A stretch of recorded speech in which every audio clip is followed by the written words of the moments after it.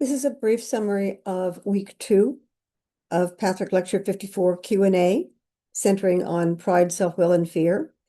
And this week, the topic was that faults create emotional bondage. Now, I'm going to have to declare defeat here.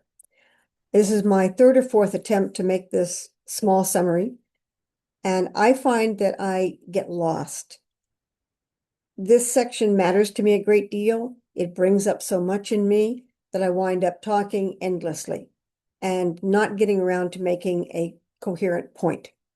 So what I was taught was to accept that as a reality, but not try to push it forward as appropriate.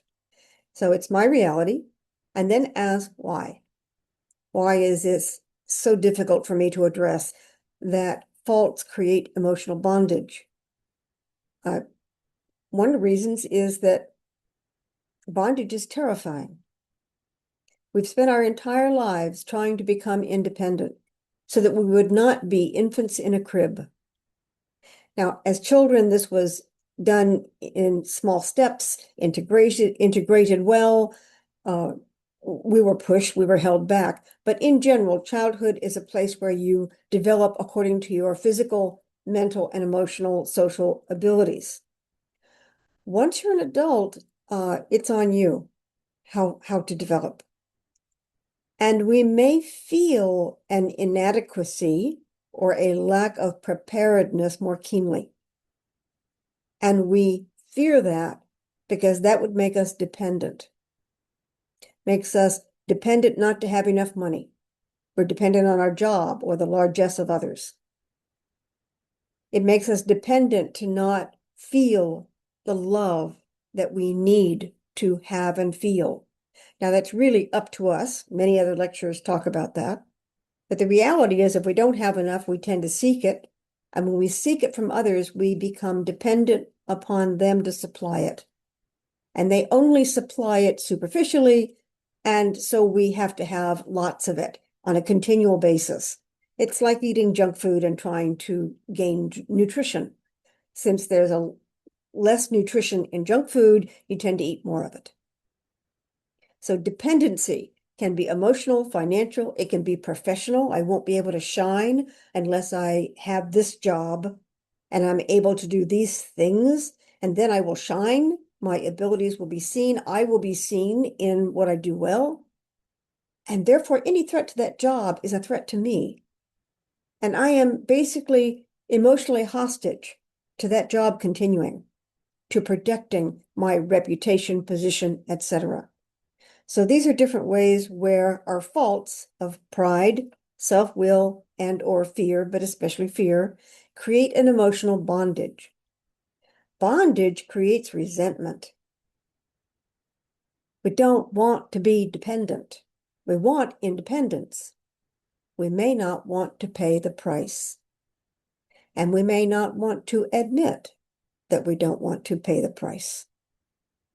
So our answer is to attack others, to blame the system, to steal, cheat, to lie, to get what we want. So if I use the analogy of being in primary school, there are controls that help us get through those stages of our development. When we leave school, we may go to a high school, we may go to a college or an extended university experience. We may then go into an apprenticeship. The term perpetual student is used for people who never actually enter the real world. They're always staying within the academic climate, which they know and understand and can work. Whereas real life is messy and doesn't react well sometimes to controls and has factors affecting us that we don't fully understand. So some of us hide in family, hide in school. We can hide in a profession. We can hide in a relationship. We can hide in many, many ways. But the idea is that there's real life, and that's where things come at us from almost any direction. And then there's protected space. But there's a cost to that protected space. So a short version of this would be we want our cake and we want to eat it too. That's a phrase that I never understood because I tend to take life literally. If you tell me that phrase, I see a piece of cake on a plate, I see it being eaten, and I see nothing on the plate. I don't comprehend what the phrase means. It took me decades to understand that this is about having the illusion, that the very illogic of that sentence is how a lot of people think. They think they can eat it and still retain the capacity to eat it again, that we can recreate opportunities instead of saying if we use it, that won't be there anymore. It's a way of describing denial, but I didn't understand that as a kid. So the real world is really tough, and we tend to reach for solutions to our problems. We tend to reach for justifications and rationalizations, and we tend to reach for the illusions of safety, the illusion of love, rather than building the capacity to love ourselves, to protect ourselves, and also to withstand difficulty. One of the things about child development is that kids need to be able to recover from accidents. They need to have problems and work through them, or they will become overwhelmed. As adults, we need the same thing. We need to understand that no matter what happens, we'll do something. We'll wake up the next morning and we'll search for a different solution. But pride, because perhaps my solutions will be limited if I lose my job.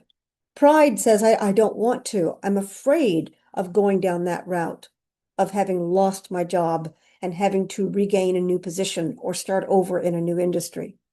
So pride prevents me, it keeps me bound to a current situation, submissive to a boss or a management philosophy that I may not agree with, but I need to keep that job.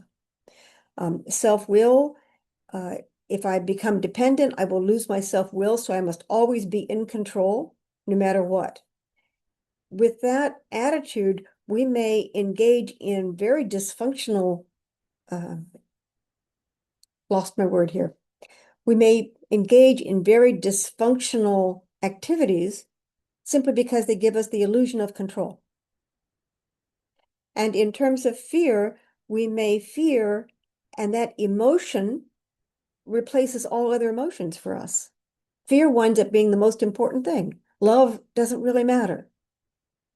Generosity, charity, care, concern, imagination, create, none of this matters if you're terrified. Fear wipes them all out. It consumes them. It overlays them. So we're circling back around to pride, self-will, and fear. Now, the last point made in this section of the lecture is that there's a bondage in shame. Now, the differentiation is between real shame and false shame. Real shame only actually occurs when you have violated your principles and you knew it at the time. Because if you violate your principles, but you don't realize what's going on, how can you feel shame? You did not know, you could not take action. The question becomes, could you have found out? And did you not take those steps to find out so that you had the information and you could make the correct decision? So it becomes tricky, but I want to emphasize that real shame is something you need to answer for. I knew, or I could have known, I didn't, and I closed my eyes and pretended that I didn't know. There's real shame in that. Everything else is false shame. So that we generate false shame in order to, let me back that up. False shame is taught to us. False shame is a means of controlling us by parents, by teachers, etc. They use that to create a horrible feeling in us that will bring us back into line. And they also use it to manipulate us. And we grow up, we go out into the real world, and we are vulnerable to those feelings. We don't want to ever feel those again. And that's a form of bondage. Or we like the control that that can bring, so we learn to use them against others. We learn to use shaming others as a tool of control, which piles on more shame on us. What does that have to do with bondage? Anytime you are false, anytime you are pretending to be one thing and you're another, there is a part of you that knows. And when you admit that, you've got to give up that false solution, that false control. It is our unwillingness to give up the benefit that traps us in dysfunctional behavior. And that was finally my way of understanding, have your cake and eat it too. I can have my rewards and I can keep more rewards coming if I live in illusion. That's when the light bulb moment went off for me. So I hope that makes sense. I've tried to explain this section 3 times, wasn't able to. Best I can do this week. Hope it helps, and thanks for listening.